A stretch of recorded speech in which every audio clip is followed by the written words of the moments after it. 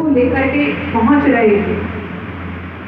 सभी भक्तजन अपनी अपनी ओर से बड़े भाव से अपना गंगा जल का पात्र लेकर के बड़े भाव से कि हम निश्चित पहुंच करके अपने शिव मंदिर में जाकर के गंगा जल अर्पित करेंगे। हमारा भाव भोले बाबा को सबसे पहले समर्पित किया जाए। अच्छा, ये भी प्रतियोगिता होती है हमारे यहाँ कि सबसे पहले तो मैं ही जल चढ़ाऊंगा।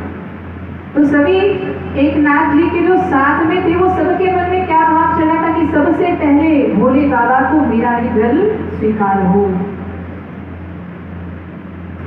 देखो, एक उत्साह होना चाहिए हमारे अंदर भगवान के प्रति, लेकिन प्रतियोगिता नहीं होनी चाहिए, दौड़ नहीं होनी चाहिए।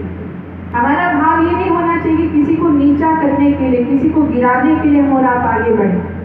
हम सबको साथ लेकर के भी आगे बढ़ सकते हैं।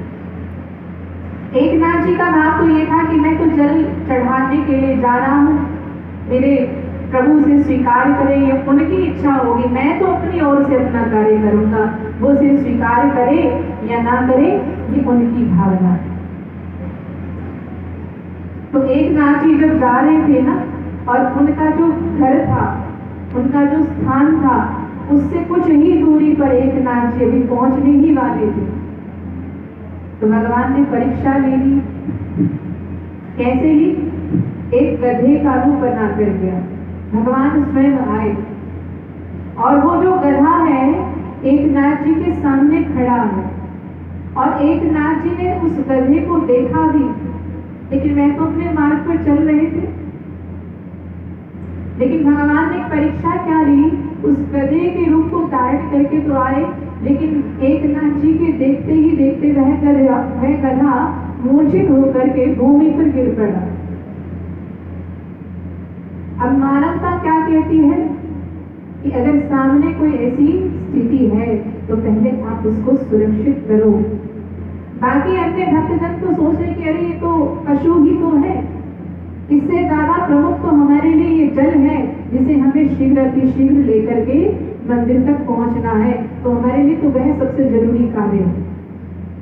लेकिन जो वास्तव में भक्त होते हैं, जो वास्तव में भगवान की भक्ति करते हैं, उसमें एक नाथ जी महाराज का भी नाम है।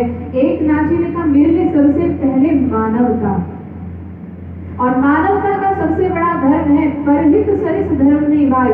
ये जो अभी मेरे सामने ये जीव जिस भी रूप में, सभी भगवान की रचना, ये मेरे सामने जिस भी रूप में है ये भी भगवान का ही रूप है, तो मुझे पहले इसकी सेवा करनी चाहिए। एक नाथ जी महाराज दौड़ कर के गए उस गधे के पास और जान लिया ये क्यों इस प्रकार से गिरा है, क्योंकि इसे बड़ी प्यास लगी है।